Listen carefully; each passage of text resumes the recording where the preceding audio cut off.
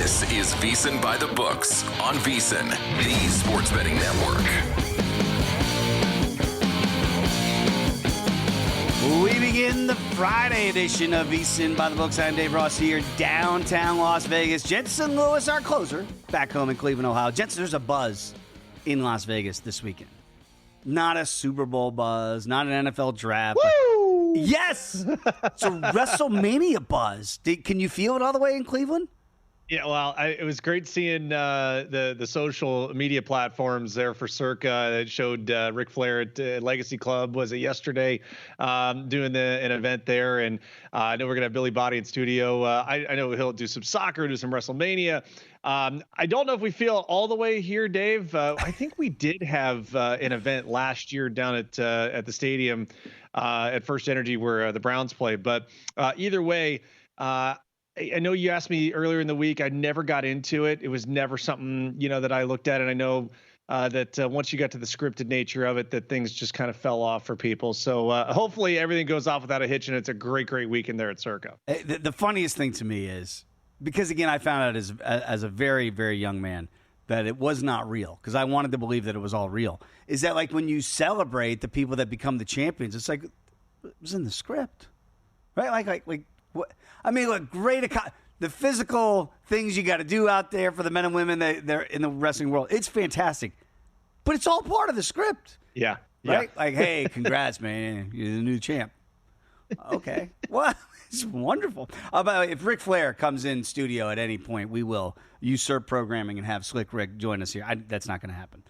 We do have a great program, though. We are going to go back out to the East Coast with Thomas Gable. Always love to catch up with TG here on our Friday, see how the books are preparing for the weekend. No, it's not for WrestleMania. It's certainly NFL draft and beyond for this weekend for all the books. Of course, we're going to talk more draft. 4 teams on the docket today. We'll get to the Dirty Birds and see what's going to happen in the ATL. Remember, they drafted a quarterback, kind of surprised the football world last year after getting Kirk Cousins in free agency. They still have those same 2 quarterbacks. Billy Body, as you mentioned, is going to join us right here in studio. That's the rumor that Billy has crossed the big pond, because normally when we have Billy in the program, he is overseas. And it's going to be really cool to catch up with Billy here in studio. He is here, obviously, for WrestleMania, and also we will talk a lot of soccer. And then JD, the Iceman, Jonathan Davis, is going to break down the Stanley Cup playoffs now that the regular season is, in fact, put to bed in the NHL. So we get to all of that as the show goes. Of course, the Daily Diamond is on tap as well, as we do each and every day. But without further ado, it's time for our highlights and headlines. Help your bottom line with today's highlights and headlines. I always don't know what the exact saying is, but it's like, don't cry because it's over, cry because it happened. I believe that's the way it's supposed to go. Don't cry because it's over, smile because it happened. Yeah, there it is, right? Something like that, right? It's because Lee Corso, and we saw this making the rounds yesterday on social media, and I know a lot of me and my friends in our group text were like, oh, like, this is sad that Lee Corso, he is going to retire from ESPN Game Day. It's going to be week 1. He's going to do it for week 1, and then that's it. So he's not even going to do the full season, going to do that week 1. But I really do like that he's going to do a final show. I can't even imagine what that outpouring is going to be like. But I saw, let's say, Emmitt Smith, who took to X yesterday, and he's a Gator, and obviously Lee being a Florida State guy, and they show him with Albert, the alligator head on, and Emmett's just laughing up there on the set at an old Game Day. And he said simply, and I thought it was a really nice tweet from Emmitt, he said, you left the game in a better place. And that's the way I kind of look at Lee Corso. Yes, he was a great coach, but I think we just think of him for his humor, obviously his insight, but he made us laugh, he made us smile, and he made us get ready for that college football Saturday. What are going to be your memories of Lee Corso? Well, yeah, it's the headgear, right? Yeah. I mean, it was so synonymous, and how he had his little mini monologue at the end of every show, and then it kicked off to the big game to start in that noon window. And I guess the only intrigue left, Dave, is you have three behemoths of a game as far as matchups go on that August 30th, week one. So you have Bama and Florida State, which I know people are looking at saying, okay, that would make sense for him to finish it up there. LSU, Clemson from Death Valley, and then of course you've got Texas and Ohio State at the Horseshoe. So I think that's probably the three that they got to choose from. And either way, you're right. He did leave it in much better shape, and anxious to see now because Pat McAfee has helped really take over and energize that pregame show. If they will, in homage, do something at the end of shows, or have an honorable person to do the headgear. They always have a guest picker. Do you have a guest headgear somewhere to keep his tradition alive? Yeah. So, mile high salute to him. One of the greats, and always someone you look forward to seeing on Saturday morning. A little bit of a correlated play here as I'm driving in today, and I've got NFL series on as well. Guess who's on there? Brent Musburger. And they're talking to the Godfather about, going in, getting the Pete Rozelle Award, going into the Hall of Fame for broadcasting. And, of course, we, of course, here at VSiN couldn't be more thrilled about Brent going in. And I was listening to Brent tell stories on the show, and he basically said, I've been with Dick Vermeil and all those years and the X's and O's of it. But he said what really stuck with him, he's like, he didn't mean to knock baseball, I don't think, Jensen, but he said the numbers of baseball, he's like, it's kind of weighing down the sport a little bit. People like the stories. They still like the athletes. It's all about the athletes. It's not always about the numbers. And I think people like Lee Corso, people like Brent Musburger, they can still tell that story, make you laugh, and make you remember what you love about sports. So I hope that those are never lost on young broadcasters coming into it, because people like Lee, certainly our own Brent Musburger, they didn't do it a whole lot better than those gentlemen were able to do it. The NFL draft is going to be next Thursday. We do have 4 teams to break down today as we get to the draft. We'll get to all those teams before we get to next Thursday. But we did talk about this report early in the week. We talked about it on Monday, that we knew that Shedeur was going to have another workout with the Giants. And now we're starting to see that, again, it's that time of the season here. A lot of smoke screens going to go up. Maybe it went really well. And I know, Jensen, you're seeing that maybe we're seeing some mocks where he actually could go 3 to the Giants. You don't really know what to believe, certainly at 2 and at 3 with Cleveland and New York. But when you have those reports, and again, that's why we talked about it for the days leading up, and once you see these numbers go up, remember, everything you hear is not going to be in fact. There's going to be a lot of smoke here. What do you make of it now that Shedeur has visited again and held that private workout with the Giants yesterday? Yeah, again, we talked about due diligence, and it makes sense that there's still rumors of Shedeur at 3 there to the Giants. And I even told you, as far as 2 with the Browns, I know a lot of the smoke is Travis Hunter there, but there's nothing that says that's in stone just yet. So I think those 2 franchises do take calls all the way through Thursday night up until maybe minutes before. Here's what I'm seeing, though, and a couple of respected people, Field Yates, Jordan Reed, Matt Miller, all putting their takes on ESPN.com. What's anxious about this is we saw the news about Derek Carr a couple weeks ago. They're selling the news that, okay, just because of the shoulder injury, that it's Shedeur at 9. And they bring up 2 guys, one that we've talked about a lot, Jackson Dart, who's going to get a lot of run here, not only over the weekend, but into next week, but Tyler Shuck from Louisville. And they specifically mentioned those guys as targets for the Saints later in the draft. And I think we also look at some bold predictions from these guys too.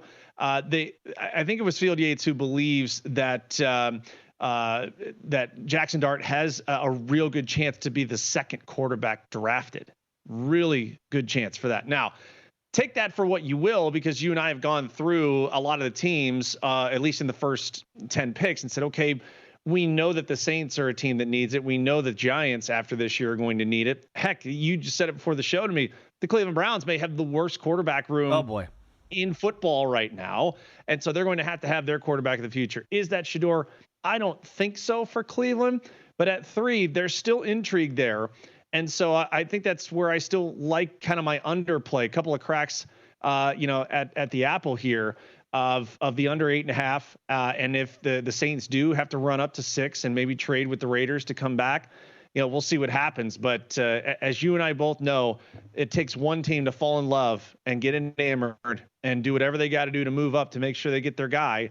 And whether that is Shedeur, whether that's Jackson Dart, remains to be seen. I will just say this. If you go back to the John Dorsey draft when Cleveland had the number 1 pick, and, nobody was talking about Baker Mayfield being the number 1 pick in the draft the week before. Right. They really weren't. And then Dorsey, as you mentioned, falls in love with Baker and, kind of puts his reputation on the line, drafts him number 1. He's out of a job a couple years later. And by the way, maybe you look back all those years later and you go, maybe you got it right.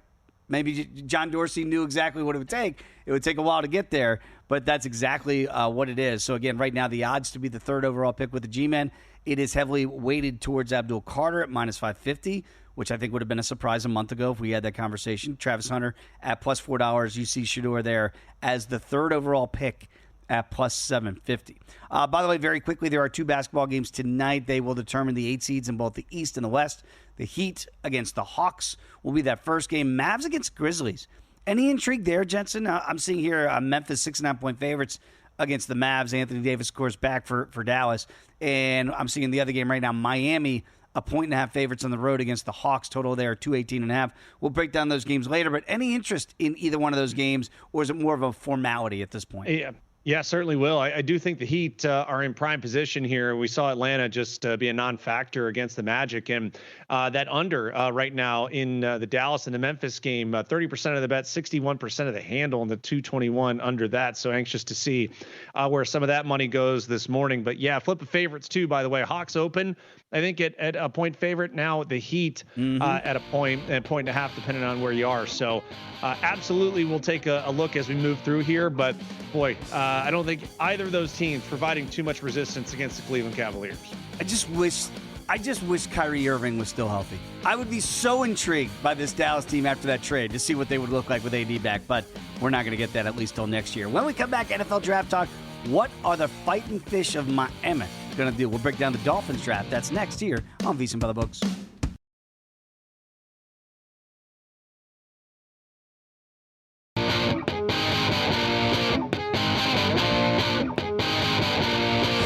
Tuned in to VSiN By The Books, right here on VSiN. We are back, VSiN By The Books, on this Friday edition of getting ready for next Thursday's draft, 6 days away to Green Bay. And, I lived up in that area in Chicago for a number of years, and we'd go up to Milwaukee, watch Brewer games. I never did the trip to Lambeau. Like, Jensen, is that a bucket list thing for you? Because you kind of look at it and you go, man, Green Bay's getting the draft because they're never going to get a Super Bowl. Like, we've seen it. I've covered 2 of them in Chicago when the NFL draft was there back-to-back. We've seen them in, other big cities and certainly here in Vegas. It was great having the draft here. What do you make of going to a smaller town like Green Bay? I played in enough minor league small towns, Dave. I don't need to see another one. To be perfectly honest, especially when it gets cold, we do enough of that in Cleveland. God, the wind is just terrible by the lake, and you want to go further north to get the experience. It would have to be in September or October. I don't think I want anything to do with games there in November and beyond. That's why you guys are getting a dome, allegedly. Yeah, no kidding. They still doing that in Cleveland? Is that still still on? Yeah, we'll talk as we get into July. You're gonna have a Super Bowl there before too long. The Dolphins. The Browns won't be in it. That's the thing. They won't be in it. The Dolphins, if they have a Super Bowl in Cleveland, it's got a dome. Maybe they'll have a shot because you look at the Fish. They're drafting at 13th next week, and it's amazing to me that in the year of our Lord 2025, cold weather is still a thing. As we're talking about Green Bay and Cleveland, you get to December and you go, man, how can I back this team? Win total here sitting at 8.5. Juice to the under, by the way, $1.35, 6-1 now. Remember they were about 2-1 last year to win the division. Everybody loved everybody but the Bills last year in this division. 6-1 now, 35-1. It feels like this team is taking a big step back. So now you're drafting at 13. You've given Tua the money, but he has not been able to stay healthy, as we've all seen on big stages and scary stages. You got a second-round pick, third-round pick, 2 in the 4th, 2 in the 5th, and then 3 in the 7th. What do we make of the Dolphins? It feels like we haven't talked about Miami at all at 13. So obviously the offensive line will be a huge issue for them, and knowing you're going to try and keep Tua healthy here, but also provide a little bit more running room for Devon Achane here. And so I think that's priority number one. A lot of the mocks, as we've seen, having them take an offensive tackle. I know Kelvin Banks Jr. out of Texas has been a name synonymous with them. And overall, if Will Campbell somehow falls beyond the top 5, there have been some analysts out there that think that he could. That would be, I think, just a plug and play option. Both those guys would be to help protect Tua and improve the run game. I think at 48 in round 2 is where probably the intrigue starts. Do you go defense? Do you get into that secondary? Jalen Ramsey, I know, has been the talk this last couple of weeks of, is he still someone that can be a championship caliber? Can he be a lockdown guy for you there? So do you go out and you get a youngster? Xavier Watts out of Notre Dame has been a name that's been floated around as a potential guy there in round number 2. So obviously, for where they are in the division, you look at having to compete with Buffalo and being able to stay afloat there. New England is going to be better. Will they contend this year under year 1 of Mike Vrabel? I don't think so. The Jets and Aaron Glenn will probably be better a little bit defensively. But I think that Miami not only has to answer protecting the quarterback, but then what happens with Tyreek Hill? And is that a draft day trade that ends up happening, or is that something where they try and figure it out here in the coming days and get everyone all happy under one roof? It's interesting because when you think of the Dolphins, you don't think defense at all, right? When you think Mike McDaniel, you think offense and how much speed can we get out there, and we're going to just beat everybody with speed. That has not worked. You got rid of Vic Fangio because he was too tough on the players, and then he goes to Philadelphia and they win a Super Bowl. And Chris Greer's the GM has said that Jalen Ramsey, they've had talks, and they've kind of amicably said we're going to go our separate way, which means it's now incumbent upon Chris Grier to try to find a trade partner, or else you're going to be stuck with a guy in Jalen Ramsey who you've already said, yeah, we'll figure out a way to move you. You mentioned Tyreek Hill. They say they're not going to move Tyreek Hill, but it sounds like Tyreek Hill wants out. So you get these weird things going on there of like, all right, Jalen's cool with being dealt. Find me a home. Tyreek wants to go, but you say you're not going to trade him. Like those things, defense, offense, you're arguably your best defensive player, arguably your best offensive player this side of Tua Tagovailoa, but I think Tyreek Hill is still that guy that I think people look at and go, he's still a matchup nightmare. It sounds like they're both going to be gone in some way, shape, or form. Now, again, Grier says they're not going to move Hill. Okay, disgruntled Tyreek Hill, is that a good thing on the team? I don't know that it is. And you mentioned that you have to protect Tua Tagovailoa. I mean, that should be priority number 1. But at some point, don't they have to look defense and say, all right, if for whatever reason we ran Vic Fangio out of here as the DC, how do we get tougher? I know it's something we talked about months ago with Michael Lombardi here when he was on the program about how does this team ever get tougher, Jensen, if they've got these weird things of like, we're just going to be offense first, we're going to play in our warm weather, and we're never going to get we've seen it on display every year. Go back to Kansas City in the playoff game 2 years ago. Go back to Thanksgiving Day last year in Green Bay. They look like they don't want to play in cold weather. And I've got news for them. They can't play every game in Miami in October, November, and December. How are they ever going to change the identity of this football team? They'd have to be the 1 seed in the AFC, right. and the road would have to go through South Florida. So until that happens, you're right. There's going to have to be a changing of the guard. So defensively, if you're in that room, would you rather address the secondary or would you rather address that defensive line? Because again, you and I try and workshop this within the division first. We know the running attack for Buffalo is pretty damn good with Josh Allen, James Cook. And when you look at where Mike Vrabel and company want to be with Ramondre Stevenson, Drake May can use his legs there in New England.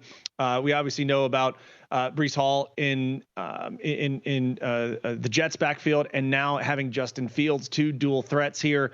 So you better have someone on the line. And whether that's a round 2 pick at 48 or whether you look at round 3 and try and address that to me is also something. So both sides of the ball on the line, feel like where the Dolphins need to start this draft here on Thursday. I couldn't agree more. They've got to get tougher up front. They got to figure out ways to get after Josh Allen. If we're looking at how do we win this division, it goes through Buffalo, right? That there is no secret about that now. And if they can't get any pressure on him and or stop the run up front, they're going to be lost. I love the point you made about they better be the number one seed. And so just think about this. If you're going, man, I want to take a flyer at 35-1 that everything clicks offensively. HN, they get the offensive line, they get the running game going. Mike McDaniel turns back into an offensive genius and it all clicks. That's the only way they're going to get to the Super Bowl. Because they're not going to go on the road if it's cold temperatures and beat anybody. They're not going to go to Buffalo. They're not going to go to Kansas City. Probably wouldn't go to Cincinnati. Baltimore. Good luck with all those teams that are going to play in cold weather at that time of the year. So if you wanted to take a flyer on the number one seed in the AFC and you get a better number than 35-1, that's exactly the way I'd play it. Because I'm with you. I don't see this team being physically or mentally tough enough to go to any of those towns that I just mentioned in cold weather in January and win a game of consequence to make a run at a Super Bowl. I just don't see it happening. Well, and again, that number one seed, meaning you to supplant Buffalo in the division, who's right. already almost a minus $3 favorite to win the AFC East. Dolphins right now 6-1 to win the AFC East. They're the third betting choice behind the Patriots, who are plus 550. Just gives you an idea of where, as you mentioned off the top, the respect level for Miami is not there, because I think it's baked in that people know, hey, once the calendar turns to November, this team going north is almost an auto fade for whatever contest, whatever, spread. It just feels like once that temperature dips, they don't have in what it's equipped with. Hey, Tua's a Hawaiian guy. Listen, you are a product of your group, but we see guys like Marcus Mariota, though, have the opportunity in cold weather to actually show that can happen. So it starts at the top. Mike McDaniel looking like he's got 5 layers on, in the side. Like, you got some other head coaches who just have, the little long sleeve shirt. You're like, all right, my head coach is standing out there like, right. Let's go, boys. Let's go. So yeah, let's see what they do here. But I think addressing both sides of the ball up front, that's a priority here for the Dolphins beginning on Thursday. To quote Usual Suspects, a rumor isn't a rumor if it doesn't die. And this is a rumor that's gone on forever with the Dolphins. Yes. And they just cannot seem to win in cold weather. They had the same thing with the Buccaneers until they went to Philadelphia in 2003 and beat them. And then that seemed to go away. But forever, that was a narrative because, again, it's true until you dispose of it. And Miami's not been able to do that in the last couple of years, whether it's the regular season or the postseason as well. So think about getting tougher. 35-1 to win the AFC. Wow, that's not long enough for my blood, that's for sure.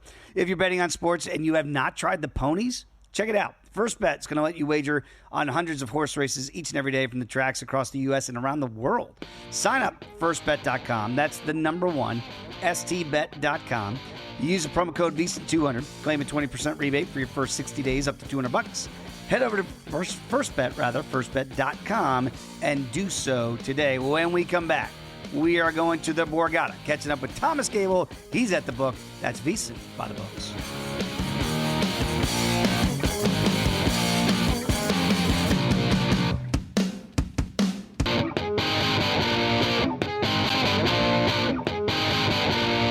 You're tuned in to VSiN By The Books, right here on VSiN. We will go out to the Borgata with Thomas Gable in the next segment here on VSiN By The Books, see what they've got going on. Can't wait to figure out. Again, all the jurisdictions are different for the NFL draft. So I know you were able to fire on some props out there in Cleveland. We're still waiting in Vegas. It's going to be a wild weekend once those come up. We had Mike Palm in studio yesterday explaining all of those rules. So again, if you come out here next week for the NFL draft, and again, it's a kind of a destination thing now, people coming out to Vegas for it. Remember, 24 hours before the draft, anywhere in town in Las Vegas, you will not be able to wager on the NFL draft. So just know that going in. Don't get mad at the books. They're letting you know right now, hey, you better get those babies in on Wednesday because they will be taking down 24 hours Wednesday night before that NFL draft.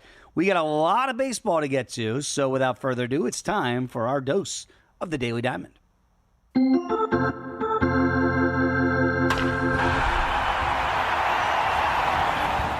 I know you started off number one today with a question mark. So will you tell the people what the question is? The saying goes, April showers bring May flowers, and I think these three teams hope that that's the case because all three of the clubs we're about to talk about, Baltimore, Houston, and Atlanta, all currently under 500. Prices via DraftKings here to make or miss the playoffs. So the yes, no prop there. Orioles across the board, minus $1.10 for the yes and the no. Astros a little bit juiced to the yes, minus $1.40. The comeback on the no, plus 120. And then the Braves still with this dismal start as they've had. Dave, are still $1.35 on the yes. A no is $1.15. So again, I'll give you the floor here. If you had to hit your wagon to one of those, which one do you like? The Braves, again, they were idle yesterday, so no blood there. Nothing lost with the Braves yesterday. But I just look at that and I go, to make the playoffs, again, the division's going to be hard enough, right, to try to get into the mix here in that NL East. So you have to think right now, I would think the Mets and the Phillies feel like they're pretty darn good. You look at you got to lay a lot of juice here if you want to bet those teams to make the playoffs at this juncture. So there goes one of your wild cards that are out. In the West, again, you have to think about that pathway for the Braves here in the National League. Look at how good the West looks. And I know that the Giants took it on the chin yesterday to fall back to 13-6. D-backs, I think we all feel like they're going to be right there. I don't see the Padres going away anytime soon, and the Dodgers are definitely going to be a playoff team. So I don't want to hop on that train of the ATL. I would probably still play the no. I wish I'd played it before the year. Get a much better number there. But I don't think I can go that route. Charm City boys, I don't know what they're doing, Jensen. I don't know what the front office is thinking. The window, it was open. And I don't want to say the window is shut, but it's closing. And I'm like, why? Oh, just raise it back up. Like, you can do that, front office. You can go get some help. And yet they're not doing that. So to me, the team that's got the best track record out of the three would be Houston. That would be a front office that I trust the most right now, certainly over Baltimore. In Atlanta, I know you're getting Strider back. Now he's back. You're waiting on Acuna Jr. to come back. You hope that's going to be enough. I just don't know right now if they're starting to dig themselves too deep a hole. I know it's April, but they better start getting out of this funk before we get to May. Braves are 6.5 games back of a playoff spot right now. So if you're going to hit your wagon, I think it's either the Orioles and or the Astros with how even the American League is going to be. Speaking of some of these teams, we got a couple of showdown series, Dave, that are beginning even this afternoon. First one, two teams that have gotten off to great starts. Arizona Diamondbacks plus, so even money basically at the Chicago Cubs, the friendly confines, Cubs minus $1.25. Dodgers at the Rangers. Dodgers almost a $2 favorite to win the series. Rangers plus 145. And the Giants, the upstart Giants, a little California series for you at the Angels, even money to win that series. Of those three, which one do you like? Okay, well, you know where I want to go because of one of the pitching matchups today. I want to go to the Rangers at plus $1.45 and say at home, Jacob deGrom is a dog against Yamamoto. So plus $1.24 is what I'm seeing today with the Rangers. Yamamoto and the Dodgers, you got to lay $1.48. So if I could get one in the books with Jacob, I'm going to feel really darn good about the plus $1.45 price here to win that series. But I got to be honest with you, I'd be more inclined just to play them today and know that, man, if I can get, what are we getting out of Jacob? We getting 6? Can we go 6? Or are we just going at 5? And then we gotta still have to be kind of cautionary tale. Make sure we don't run them out there too long. If I know I'm getting 5 to 6 of Jacob deGrom against Yamamoto, I'm going to take my chances here with the Rangers at plus $1.24 today. All right, I lean a little bit the Dodgers run line here, just knowing what that offense could do, and we know that deGrom is not going past 5 innings. That's been the MO for him. So 5 would be the limit. So I think the Dodgers might be able to get to that Ranger bullpen. Speaking of the Dodgers, they are your defending World Series champions. They're going for the repeat.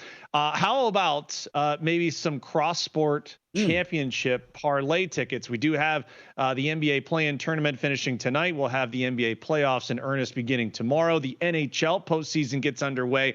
I had a little fun with this, Dave. So I took the cities that were involved and had not only NBA and NHL teams in their respective postseasons, but added the MLB team in that town, or at least near it, for equivalent title town futures. Here are some of the numbers if you're watching on the VSiN Watch app or VSiN.com.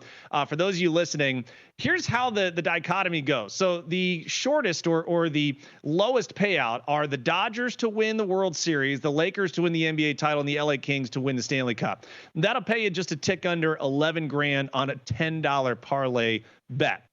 Some of the more intriguing ones, we just talked the Rangers. So if you want an all Dallas parlay, Rangers, Maverick, Stars, that's just a tick under $1.3 million on a $10 ticket.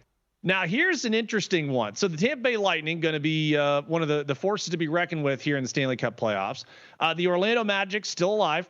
It's going to be a tough uphill battle against the Boston Celtics. In the Tampa Bay Rays, that $10 ticket pays a little over $4 million.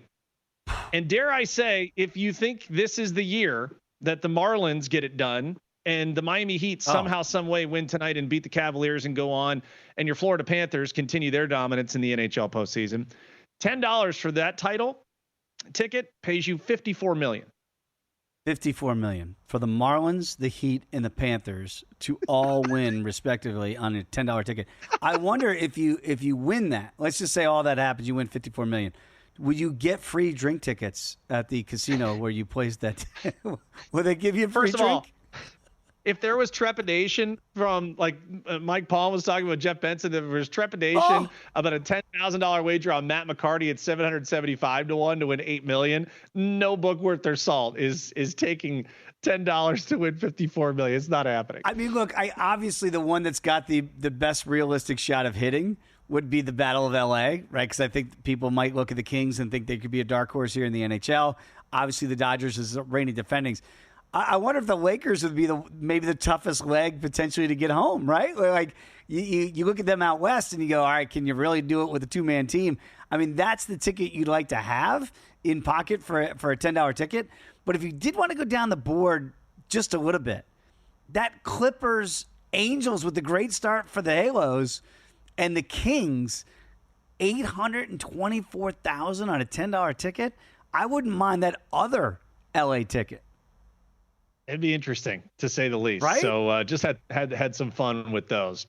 All right, so we are halfway Omaha. Dave, we're halfway through the college conference regular season for men's college baseball. Here are your projected national seeds. And so for people not familiar, this is how they do it in college baseball. You'll have 16 regional sites, and they do the top 8 teams in America. Those are your top 8 national seeds, where if they move on, they will host the super regionals. So right now, Texas, the number 1 team in the SEC, also in college baseball, they are plus $1.25 to make the College World Series. Remember, our great friend Lou Finicaro always talks about, look at those projected markets to make the World Series, right, not necessarily win it. Texas, Arkansas, Clemson, Tennessee, Georgia, Auburn, Georgia Tech, and Oregon State are your top 8 national seeds as of halfway through the college baseball season. What team doesn't belong out of that? How did Oregon State sneak in there with all those, South and certainly Southwest with Texas? All of a sudden, Oregon State, they're playing pretty good baseball up there in Corvallis? Pac-2, baby. Pac-2, hanging in. Let's go Oregon State. I'm rooting for the little guy, that's for sure. ProfitX, they're offering the best odds all baseball season long. ProfitX is a peer-to-peer sports exchange available in 40 or more states here in the United States, first of its kind here in the U.S. You're going to be able to make your sports picks against other groups of fans rather than the books. That's going to give you exchange guarantees that's better odds by up to 10 to 20%. You can even request your own odds at a certain price. So download ProfitX today. Use that code VSiN. Earn up to $200 in profit cash over your first month. Once again, that is the code VSiN. We're going to the Borgata. Thomas Gable joins VSiN By The Books next.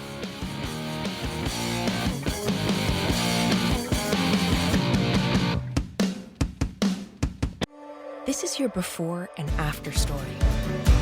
Prepare for an incredible career in nursing. At Southeastern College, experience expert hands-on training. Learn real-world skills in our professional lab and simulated settings. And train for opportunities as a practical nurse, registered nurse, or career advancement with our RN to VSiN program. At Southeastern College, your future is bright. Visit sec.edu to get started.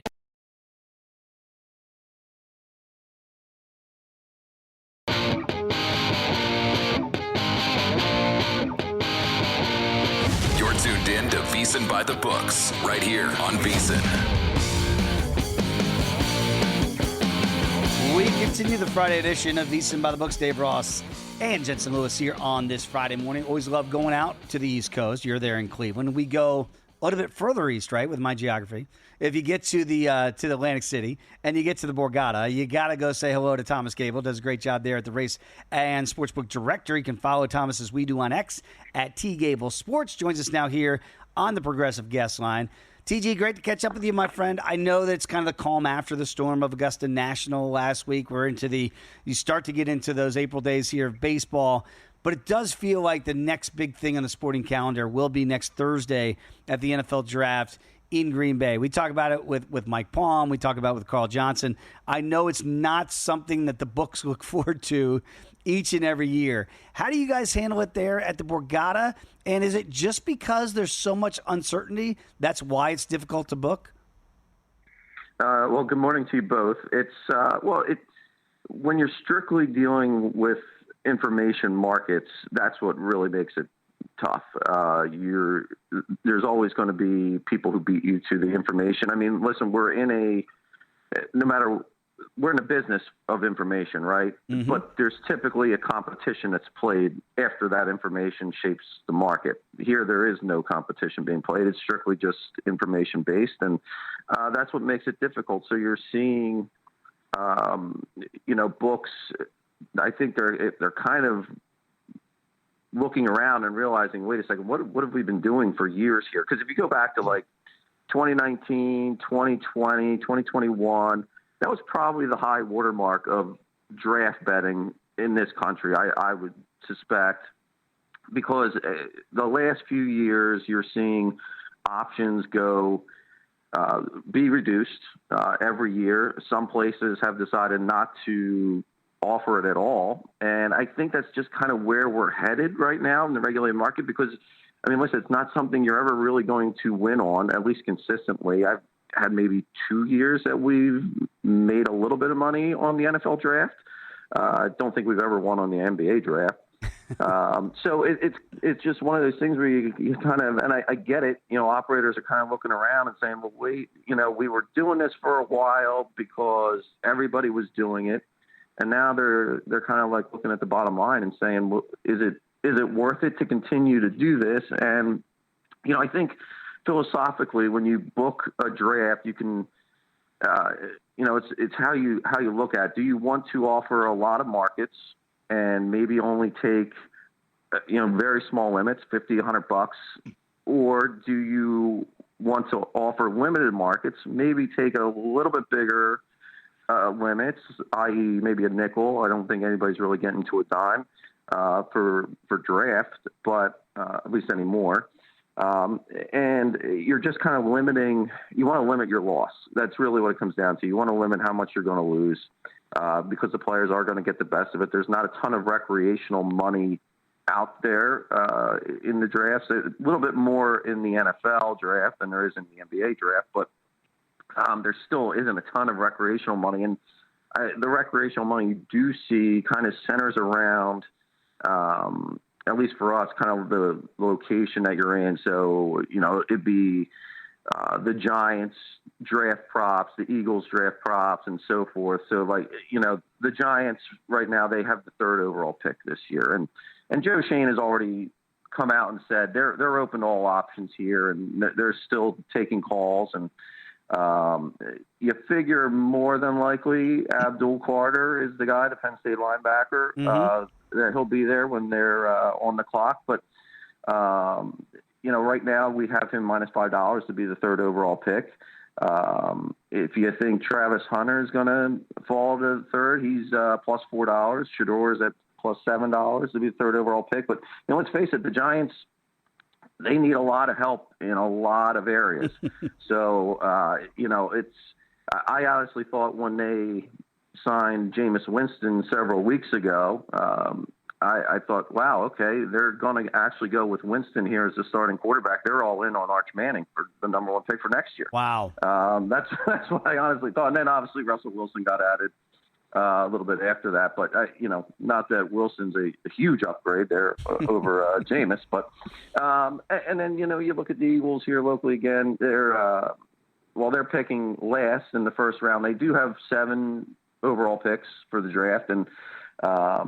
And listen, if I'm an NFL GM and my phone rings on draft day and I look at the caller ID and I see it's Howie Roseman calling, I'm pushing to call to voicemail because there's a greater than 50% chance I'm going to get swindled by Howie. So this has been his season. He loves it.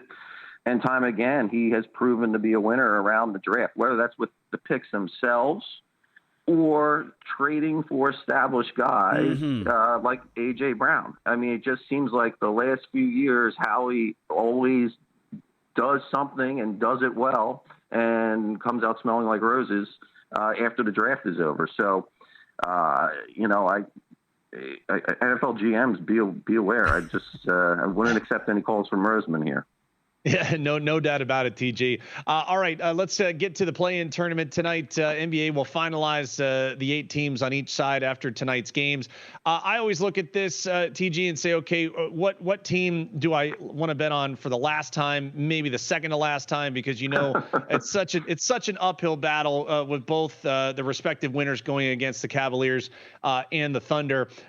Flip of favorites we saw at some books here where the Hawks were a favorite, now the Heat about a point and a half, and then the Mavs and the Grizzlies. I lean the under 221 in that second game.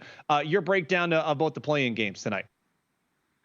Yeah, it's a good way to put it. You're kind of your last chance maybe to bet on some of these teams. But the Heat and the Hawks. This was a pick last night here. Heat now small favorite, laying a point. Flipped a little bit overnight there. And the Mavs and the Grizzlies 6-point favorites over the Mavs. And like you said, most of the money here has been on the Grizzlies in that game. And as far as the first game, the Heat and Hawks, a little bit more money on Atlanta currently. The playing games overall, I mean, you take a decent amount of handle there. You don't get the right that you typically do on an actual playoff game. It's just the way that it works out. And really, these series prices that are out there for the series that have already been set, we're taking pretty decent action on a lot of these. Obviously, the Celtics are such a prohibitive favorite. You're not getting a ton of action on that series price, but the Pacers-Bucks series, Pacers opened $2 favorites in that, and then you saw the announcement come out yesterday from the Bucks that Damian Lillard will play at some point and won't play in Game 1, probably not in Game 2, but they're saying he will play in that series. And you had to adjust the price there. Some places adjusted 40 cents. We adjusted at 25 cents off that news. Knicks Pistons series, obviously some location there to that one with the Knicks, but again, minus 425 on the Knicks. So, people want to lay that. It's more or less they're parlaying that Knicks series price. And remember, you can bet these series too by game. Like, if you believe the Knicks are going to win that series 4-2, you can pick those exact outcomes, which proved to be a little bit more popular. And then, you have a series like the Clippers and Denver there that, again, favorite has flipped there for the series price. Denver defense has been very poor, while the offense has looked a lot better since they fired Malone, but they just have a hard time getting stops. And this Clippers team has been humming on offense, which could be a bad recipe there for Denver. The Clippers, and I'll say this, they've been very careful all season with Kawhi Leonard and how they've handled him. And not letting him play back-to-back. So they did everything they could for Kawhi to be as healthy as possible for this exact moment. And they've been taking money. They've been taking money in the market. They've been taking money here on the series price. And that Rockets-Warriors series as well. You have, the Warriors, who are lower seed than Rockets, they're actually the favorites in that. So that's been an interesting one to watch as well. That probably has the most right on it of any of the series prices, is that Rockets-Warriors series. I think that's going to be a great series overall, and probably a great betting series for us as well. Thomas, great stuff. Can't wait for the real second season to begin after we get through these play-in games here tonight. Appreciate your time as always, my friend. We'll catch up again soon.